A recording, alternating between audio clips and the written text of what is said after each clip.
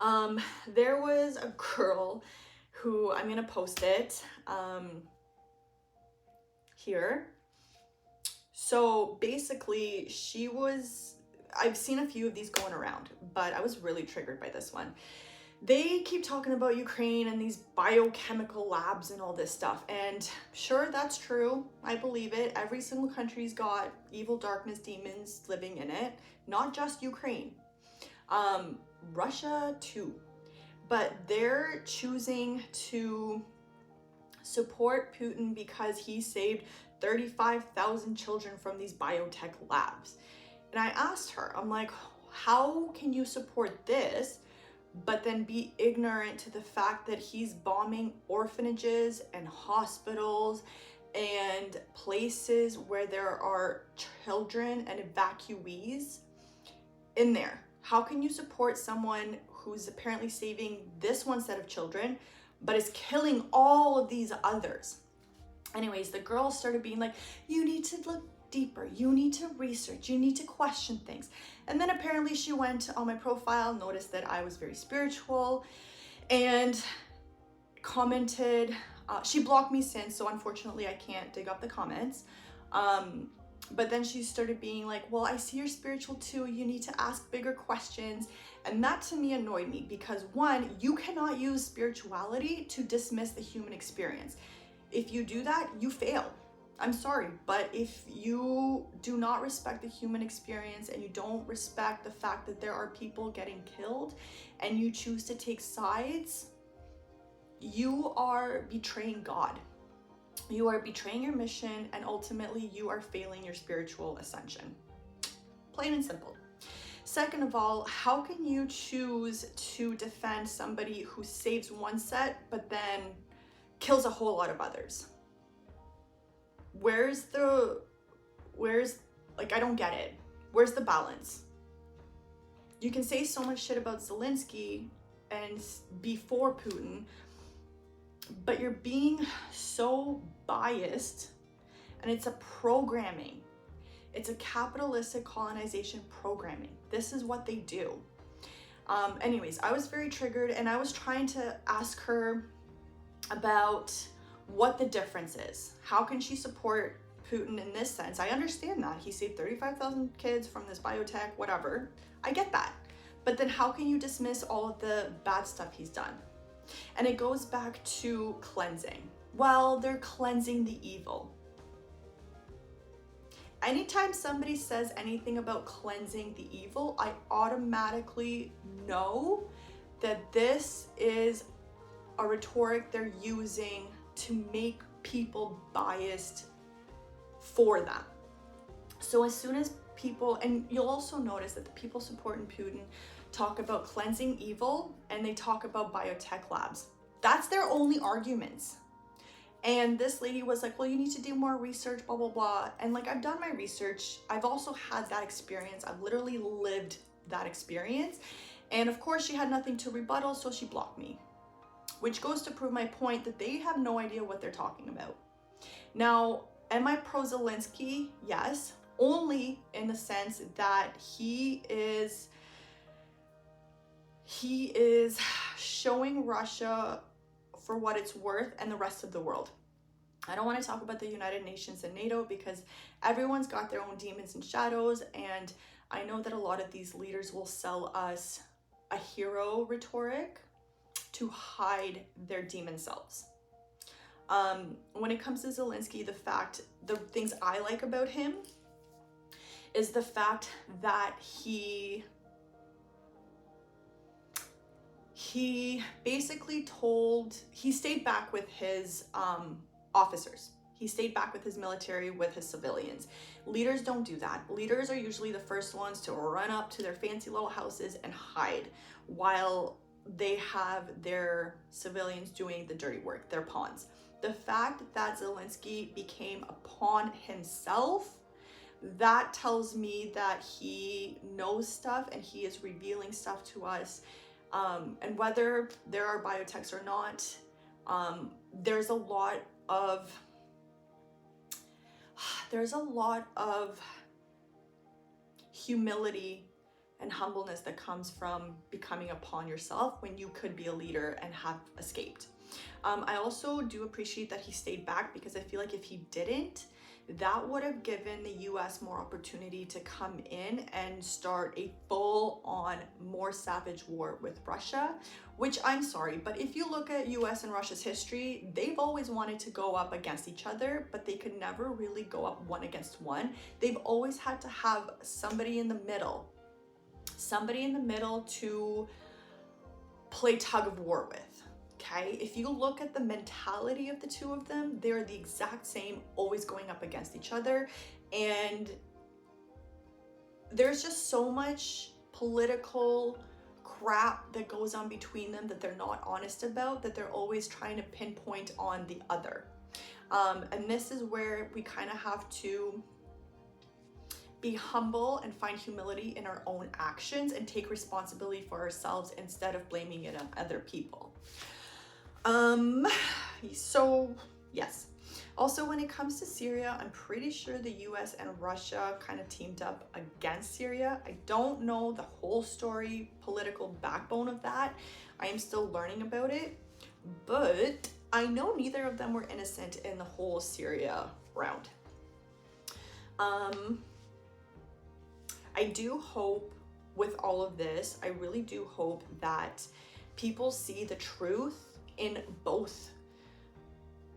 our leaders, all of our leaders, all of them.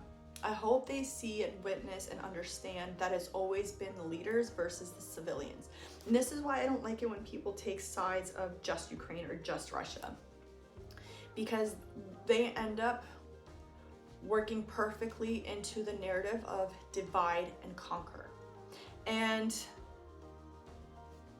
even though there's a lot of conspiracy theories that are coming true, that are, we have evidence for them now, I feel like until you have evidence of both sides, until you look at both narratives, you can't form a proper opinion. You're always going to be biased. Now, I am a little bit biased towards Ukraine. However, I am not denying that there is evil there. Spiritually speaking, Ukraine is very much this is from the outside looking in, especially with the history. There is a lot of female-led power in Ukraine.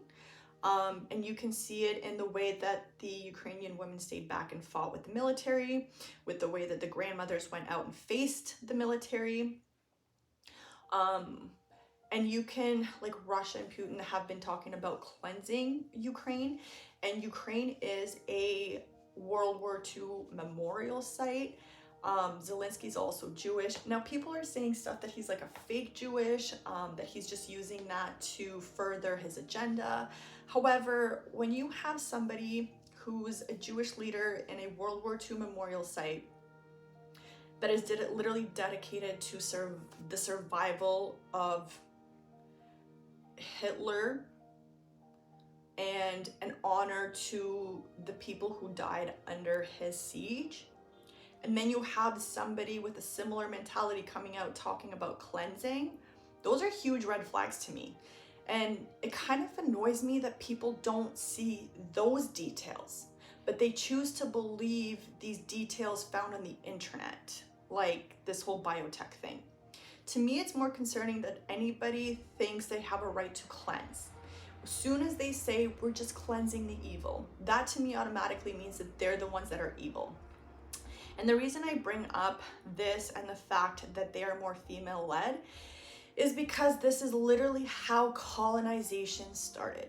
This is what happened in Syria. This is what happened hundreds of years ago with the indigenous in the Americas. You had a certain group of people who believed that they were entitled to place judgment on others, and they went into these masculine, feminine, female-led, self-governing countries, lands, peoples, and they decided to do religious, ethnic cleansing, and they ended up creating the most violence that we have seen to date.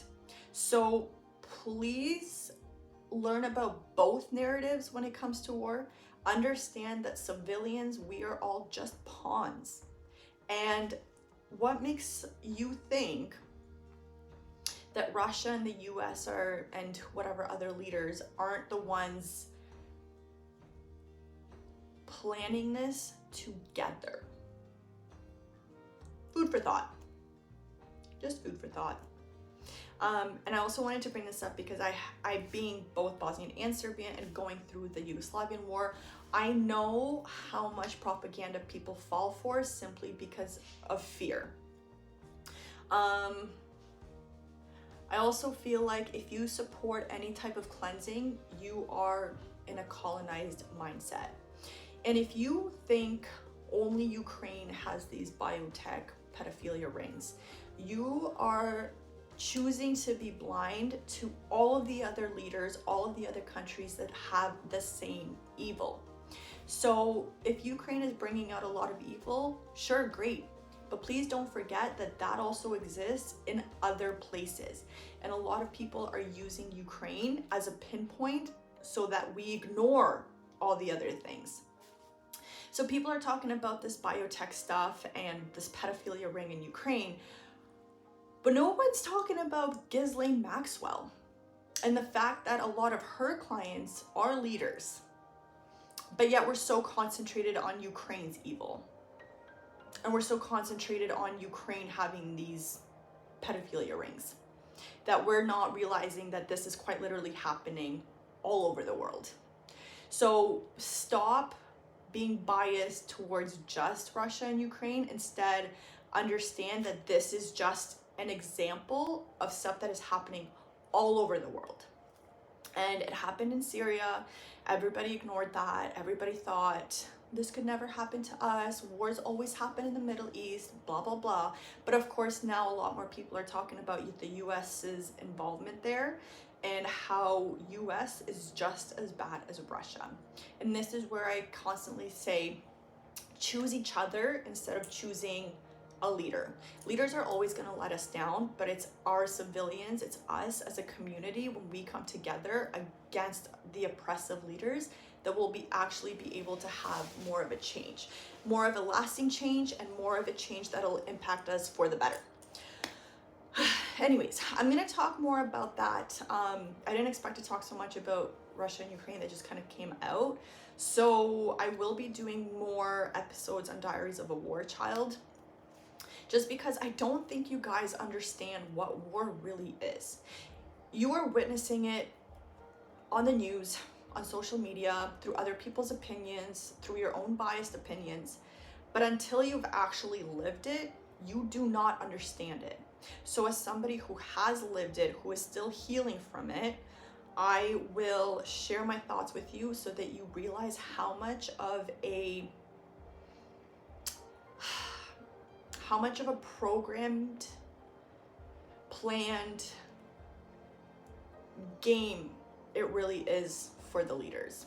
They don't care about us. They don't. So, to everybody who's choosing not to be biased but choosing the civilians over the leaders, I thank you from the bottom of my heart. I thank you. To everybody who's deciding to choose one leader over another, you are just a pawn. And I hope you realize that you are just a pawn playing their games the way they want you to play their games before it's too late. Before you realize, holy crap, I was tricked.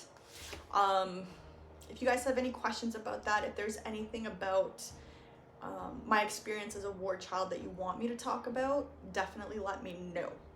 But until then, stop being so biased and start thinking more community versus self. And yeah, okay, I love you guys.